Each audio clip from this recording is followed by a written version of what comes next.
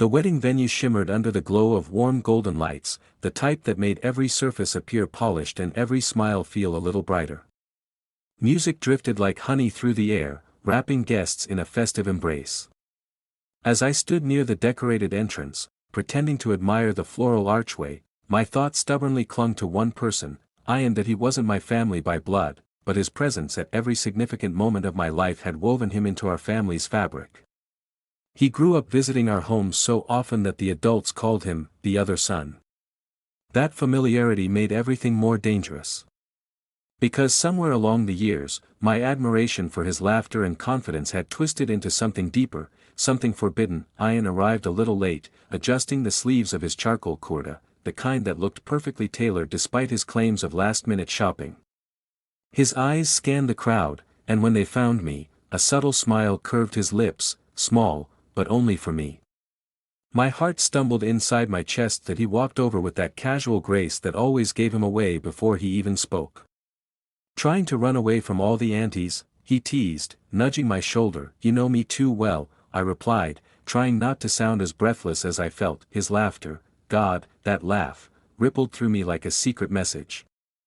We stood there watching the newlyweds pose for photographs, both pretending the distance between us was mere coincidence. But Ian leaned just a little closer than necessary, his arm brushing mine as if gravity itself wanted to expose us. That I hated how much I liked that. The night progressed with toasts and dancing. I joined group photos and laughed at jokes that weren't funny. I played the role everyone expected, a dutiful guest, polite cousin, harmless observer. But my eyes kept drifting to Ian, and every time his gaze collided with mine, the air tightened. It felt like we were having an entire conversation without moving our lips. That a part of me feared he could read my longing, yet another part hoped desperately that he already knew. Later, when most guests swarmed the dance floor, the hall became a blur of spinning dresses and clinking glasses. I retreated to the quieter side of the venue, near a hallway leading to the private rooms reserved for immediate family. My chest was a battleground of restraint and desire. I needed space from him. Or maybe I wanted him to follow. Just as I was about to step inside one of the rooms to find a moment of solitude, Ian appeared behind me, holding 2 glasses of cold lemonade. His voice lowered, losing all playful sharpness. "You disappeared." I took the glass he offered, fingers grazing his. "Crowd was too much," I muttered, knowing it wasn't the full truth. He knew it too. Silence stretched, loaded with all the questions we were too afraid to ask. That he leaned his back against the wall, his eyes softened by curiosity. "You seem different tonight." "How?" The word cracked slightly. "Nervous," he said, studying me. "Like you're carrying too many thoughts at once." If only he knew. Ian stepped a fraction closer, the distance shrinking to something intimate. His cologne, subtle and fresh, stirred memories of childhood summers we spent together, long before emotions complicated everything. He had always been close, but never this close. Not like a whisper. Not like a possibility that I swallowed. "It's nothing." "Doesn't feel like nothing," he countered gently. His concern should have made me feel seen in a comforting way. Instead, it exposed me. I glanced toward the door, wondering if this hallway held more danger than the crowded dance floor. A distant cheer for the bride and groom echoed from the main hall. In that moment, we seemed to exist in a separate world, a quieter, riskier room carved out by unspoken attraction. Ian's expression shifted, a small flicker of understanding lighting his eyes. He noticed the way I kept looking away, the tension in my shoulders, the way my breath hitched whenever he stepped closer. "Tell me what's going on," he whispered, voice low enough that only I could hear. That I stared at him, struggling against honesty. Our lives were tangled enough. He had someone waiting for him, a relationship built on promises I could never intrude upon. And yet, I kept failing at distance. My pulse throbbed in my throat as I finally spoke, choosing cowardice wrapped in truth. "You make it hard to think straight." Ian didn't laugh. He didn't tease. Instead, he inhaled slowly, like my confession had just rewritten the evening. His eyes locked onto mine, steady and unguarded. Ian's words lingered in the space between us, electrifying the quiet hallway. His composed expression faltered for the smallest moment, revealing hesitation I had never seen in him before.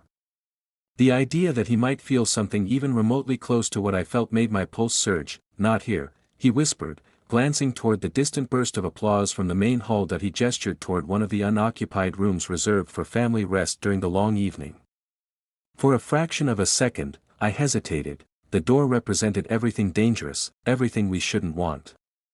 But when Ian opened it and looked back at me with eyes stripped of all bravado, I followed him inside. The room was dim, lit only by a small table lamp casting soft shadows across plush sofas and scattered flower petals, evidence of earlier family preparations. The muffled music outside felt like a heartbeat reminding us the world still existed beyond these walls. Ian closed the door with a gentle click. The sound echoed too loudly. It made reality sharper that he stood facing me, hands buried in his pockets like they were trying to contain his urgency. "What you said," he began, his voice deeper now, "did you mean it?" I didn't answer immediately. Admitting the truth aloud felt like stepping off a cliff. But silence would be worse, it would leave us stranded in a place where clarity could never come. "Yes," I breathed. "You make everything confusing." Ian exhaled slowly, his shoulders dropping as if he'd been waiting for that admission longer than he'd ever admit. He took a step closer, then another, until there was no comfortable space left between us. "You've been on my mind a lot more than you should be." Should be. The phrase cracked open every buried hope inside me. "You have someone," I reminded him, because pretending wasn't an option. His girlfriend, the woman he had promised a future to, was the invisible weight pressing against every second we stood here. "You're committed. I'm not someone you should be thinking about." He shook his head, a bitter laugh escaping. "I know. I've tried. But every time we're in the same place, I lose that fight." His confession washed over me like warm rain on a frozen night. And yet, responsibility clawed at the back of my throat. "Then maybe I should leave." Ian caught my wrist before I could move away, a touch both spontaneous and desperate. Heat rippled through me at that contact. I looked at his hand encircling my skin, and when I raised my gaze, his expression was raw with conflict. "I don't want you to," he said, each word trembling with restraint. The honesty in his voice shattered every fragile wall I had built. I turned fully toward him, my free hand instinctively rising to rest over his chest, feeling the rapid rhythm of his heartbeat. It matched mine. Too fast. Too eager. His forehead touched mine, breath brushing against my lips. "Tell me this isn't just me," he murmured. "It's not," I admitted, my voice trembling with truth. The proximity felt like gravity had chosen to collapse in on us, drawing us together inch by reckless inch. I could smell mint from his drink, feel warmth radiating off his skin like a promise he wasn't allowed to make. For a long, suspended moment, we stood trapped in the choice between restraint and desire. "We shouldn't," I whispered, "I know." His thumb traced the inside of my wrist, slow and reverent. "But I can't pretend anymore." Neither could I. The space between us disappeared, not with an impulsive rush, but with an inevitable pull, our foreheads touching fully now, breaths aligning. My fingers curled into the fabric of his kurta, needing to hold on to someone I was supposed to let go. His lips brushed mine, not a kiss. Just a breath's worth of contact. A question shaped as touch. My heart erupted into chaos, but before desire could claim us entirely, Ian pulled back slightly, eyes burning with regret and longing intertwined. "If we cross this line," he murmured, "we can't undo it." The world outside the door continued celebrating love and marriage, commitments honored publicly, loyalties exhibited proudly. Meanwhile, we stood in a private room suspended in betrayal that hadn't fully unfolded yet. Ian stepped back, releasing my wrist as though it pained him to let go. His chest rose and fell unevenly. "We need to decide," he said quietly. "Tonight. What we are, and what we're not willing to risk." His voice held both fear and yearning, the sound of a man split between duty and desire. The doorknob behind him gleamed faintly, reminding me escape was possible, that the night didn't have to end in heartbreak or wrongdoing. Ian stood before me like a man suspended between two worlds, one built on promises he had already made, and another ignited by feelings neither of us meant to awaken. His breathing steadied slowly, as if he were training his heart to return to order even though mine refused to obey. "How did we get here?" he whispered that I didn't have an answer. Maybe it began years ago, in all the moments we pretended friendship was enough. Maybe it started tonight, when the lights shimmered too beautifully and our defenses slipped. Or maybe the truth was simpler, we had always been headed here. Ian rubbed the back of his neck, a sign I recognized as discomfort. "She trusts me," he said. The unspoken meaning hung in the air, "and I'm betraying her just by wanting you, and I don't want to be the reason that trust breaks," I replied. My voice cracked on the last word, because the idea of walking away felt like tearing something vital from inside me. His eyes softened with gratitude and sorrow. "You deserve more than a secret," he murmured. "You deserve someone who isn't divided." The quiet honesty of his words pierced deeper than any rejection.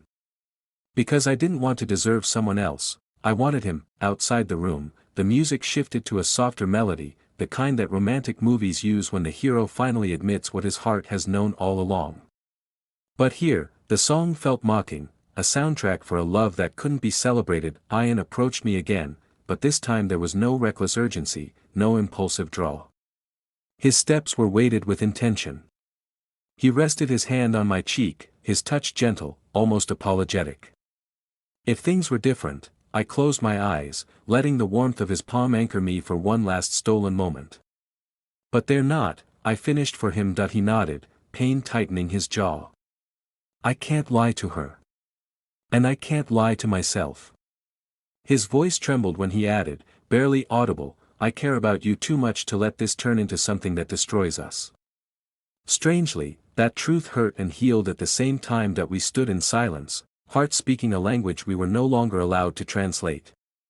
The pull between us was still there, fierce, aching, undeniable, but now we both recognized the price attached to it. Ian withdrew his hand slowly, like he was memorizing the shape of letting go.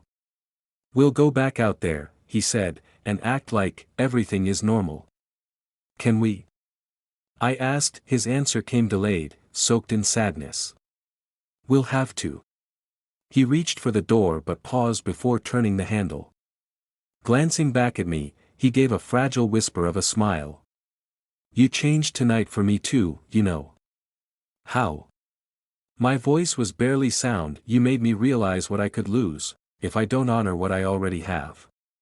His throat tightened. "Love shouldn't start with a betrayal." A tear escaped down my cheek, unexpected and unwanted. I wiped it quickly, but Ian saw it anyway. He stepped closer, just long enough to rest his forehead against mine again, a gesture of farewell disguised as closeness. "This isn't the end of us," he murmured. "Just a different beginning than we expected."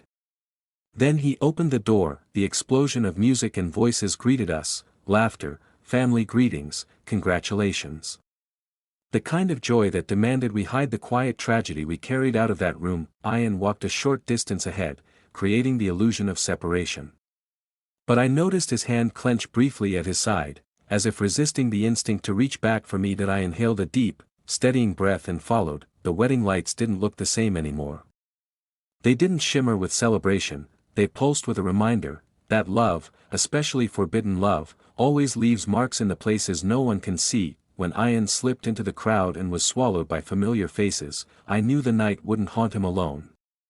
We would both remember the quiet room, the almost kiss, and the choice that saved us from becoming a story we couldn't forgive.